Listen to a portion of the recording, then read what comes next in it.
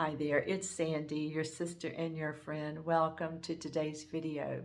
It's October 2025, and then in the United States, we're starting to enter our autumn season. And that's a time when the leaves start to change colors and fall to the ground, and the summer flowers are stopping their blooming season. And things are changing for humanity as well during this time. We can actually feel ourselves vibrate at a higher frequency as we stand with our feet grounded into the earth. We can feel maybe ourselves vibrate when we sit in meditation. And even when we hold our hands or palms together like this and expect energy to flow between them, we can feel energy flowing. So I feel like we're actually experiencing a greater vibration in our lives across the board. Now, we did expect in 2025 to expect a lot of flux and for things to be in turmoil, and that certainly is happening all around us. But we know also that we're called to be centered in love and joy and peace during this time when we feel all this chaos surrounding us like waves in an ocean. But these challenges that we're facing are actually opportunities for our radical transformation, individually and collectively. It feels like we're actually being pulled towards freedom, and we've tasted the first fruits of freedom, and they are delicious because we're beginning to know ourselves as the powerful, limitless children of God. Our hearts have expanded much more than we ever thought possible, and we know that this is just the tip of the iceberg for all the love that's waiting for us. Now, as we reflect on a period of transformation, we know that it involves a dying process in order to get reborn. We're no longer satisfied by being led in our lives by our small s self, egoic selves, because that's the one that always keeps us in fear and in judgment of everybody else, including ourselves. And its survival depends on us believing that we are separated from our Creator and from each other. But now we're beginning to experience the power of knowing that who we really are. And we know that now that we're not willing to live in the old way any longer. But this decision for higher consciousness comes with trials. And we need to just expect that we're going to face temptations to draw us back into our old ways, because we only grow stronger in God as we do face these trials here in the world. Now, Jesus was tempted in the same way that we're tempted these days, because his experience, though, was not just personal. It was an archetype for what all of us face.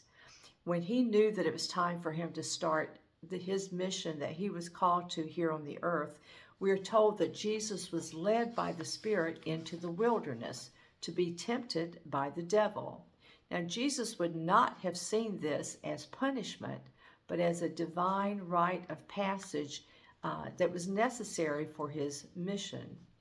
In the original Aramaic, the word wilderness didn't just mean a dry place that wasn't suitable for crops. It also meant an inner voice, a place where an inner voice could be heard. It's a place of silence where the divine voice speaks beyond the noise of this world. It's an inner stillness that we enter when we want to hear God's voice more than anything else.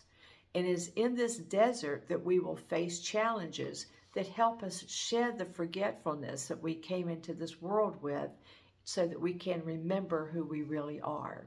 Now, the first instance of temptation that's recorded in the Bible for Jesus is in Matthew, and it says this: after fasting 40 days and 40 nights, he was hungry. The tempter came to him and said, "If you are the Son of God, tell these stones to become bread." Now, other names in the Bible for this tempter include Satan, the devil, the accuser, or the adversary. Satan is not a separate being that has power that's contrary or runs against God's power. It's actually an energy of resistance, an inner judgment that separates us from spiritual clarity. It is the egoic voice that tempts us to forget our divine nature. Now, in this case, the temptation was for Jesus to put his trust in himself rather than in God by misusing his spiritual power to satisfy his hunger. This was a test to see if Jesus was afraid that God would not provide for his needs. But we read that Jesus answered and said, "It is written, man shall not live by bread alone, but on every word that comes from the mouth of God." Jesus knew that all that he needed would come from listening to God, not by listening to this accusing voice telling him that God didn't love him enough to care for him. It's easy for us to fall into the idea that it's a trap, really, thinking that God is a God of lack who's stingy about helping us, and that's never true. Hopefully our temptation will teach us to be still and be open to having and hearing God's voice coming from a place that maybe we didn't expect it. In Jesus' next temptation, we read this. Then the devil took him to the holy city and set him on the pinnacle of the temple and said, "If you are the Son of God, throw yourself down, for it is written, he will command his angels concerning you, and they will lift you up in their hands so that you will not strike your foot against a stone." And Jesus replied, "It is also written, do not put the Lord your God to the test." Here Satan was tempting Jesus to see himself as separate from God. He said something like, do something spectacular, like jumping from the pinnacle of the temple, so everyone will see you, and when your God saves you, if your God saves you, then everyone will come to believe that you truly are God's son. But Jesus was like, no, thank you. That's not how God saves us. It's an inner work that saves us. That's where God's light shines in every heart. We're saved by seeing what has always been true for every one of us, our oneness with God. In Jesus' last recorded temptation, Scripture says, again, the devil took him to a very high mountain and showed him all the kingdoms of the world and their glory. "All this I will give you," he said, "if you will fall down and worship me." "Away from me, Satan," Jesus declared, "for it is written, worship the Lord your God and serve him only." Jesus was not going to be persuaded to fall for the glitz and glamour of this world constructed of smoke and mirrors.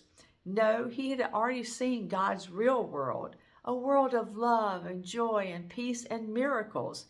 He would not trade the real power of his creator and our creator for the false power and illusions of the ego's world. He was done listening to this false narrative and sent those thoughts far away from his mind. Jesus' 40 days in the wilderness is one of the most powerful experiences of his life. When we reflect on his experience of choosing God over the illusion of separation, we see it as a sacred blueprint for us. We're going to face trials, but we have the Spirit in us to help us turn back to God each time that we're tempted. In another place, the Bible tells us, "No temptation has seized you except what is common to man, and God is faithful. He will not let you be tempted beyond what you can bear. But when you are tempted, he will also provide an escape so that you can stand up under it." Let's all look for God's escape route in our trials. We may see light in the most unexpected places when we sit listening to God. May we be as steadfast as Jesus in surrendering to this very high work of purification and coming to know the intimacy of our union with our Creator. Thank you so much for listening. I enjoy you guys so much. If you haven't subscribed, I'd love it if you would hit the like button. Leave me a comment. God bless you. Bye-bye.